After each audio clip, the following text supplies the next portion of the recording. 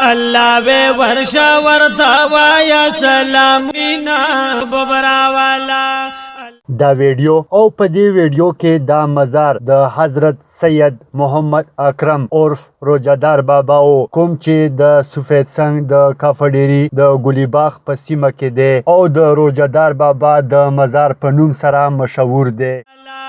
الله به ورشا ورتا وایا کوم چې د افغانستان په علاقه چاربولک بل مزار شریف کې پیدا شوی وو او د مور او پلار نه 3 کلن عمر کې یتیم پاتې شو او دوی د 15 یا 16 کالو په عمر کې تقریبا طالبي شروع کړله او پاکستان ته د باجوړ په لار باندې راننوتو او دوی د انځري مولا سره پاتې شولو. دغه سی بیا د خپل سفر د باجوړ نه سوات ته او د سوات نه 400 ته او د 400 نه بیا پیښور ته د پیښور په سوابابا تختبازه او دغه سی په نورو ډیرو علاقو کې د پجماتونو کې امامتي وکړه. د دې نه پس بیا دوی خپل نفس کشي شروع کړله او تقریبا لګاتار د خلکو تر مخه تقریبا د 15 کالو پورې روزه شولو. په دې دشته کې پاتې کېدلو ولې بیا خلکو د لپاره دلته کې یو وړه شانتي کچا غونډې ډیره جوړ کړه کومه چې بیا د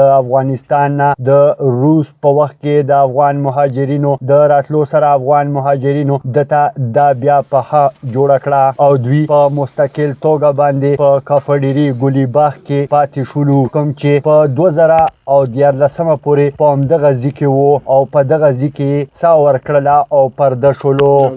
ټول عمر روزه ما چې سبق ویلو بس دغه شروع وظیفې کولې بس روزه د خپل ملګري وغیره ته ویلو د کونړ بابا ودار کوټوال نه روزه د بس نه خور ما بل څه مال راکړي آیا موټه سره نو ډیر وخت سره بابا ډیر وخت سره سلو کار نه لیدل. تاج محمد او زمون کوم ملاګوري اخیر عمر کې خوجی دا په حکیم خان کلی وته وای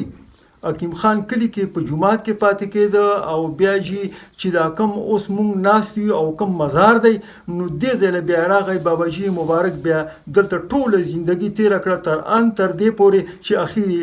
وفات هم شو. یہ صرف او صرف د بعد دا یو الفاظ مبارک ډیر زیات کاوه چې دلته که تاسو راځئ نو تاسو به صرف د دې ځای نه د آخرت ګټه وړئ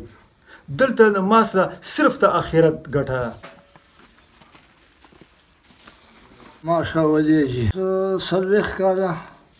خوشا بکیږي چې مونږه دا روټۍ وروړو بابا دا ځای چې جوړ شوی د 55 کاله وکي زه ته ما چې غلې ورېږم د خدای په مهربانۍ باندې دا شی نه پاتې شوی. د مریدانو تر مخه سید محمد اکرم صاحب عرف روجادار بابا تر اخره پورې واعظ او نصیحت او تبلیغ کولو او خپل مریدانو او راتلونکو خلکو ته د شریعت د لاندې زندگی تیرولو پر دې حق نه خوړو او د مون قائمولو درس ورکولو. د مزار اوس هم آباد دی او په زرګونو خلک وته د لری علاقو نه راځي. محمد الله خان افریدي سنو پښتونخوا پیښور.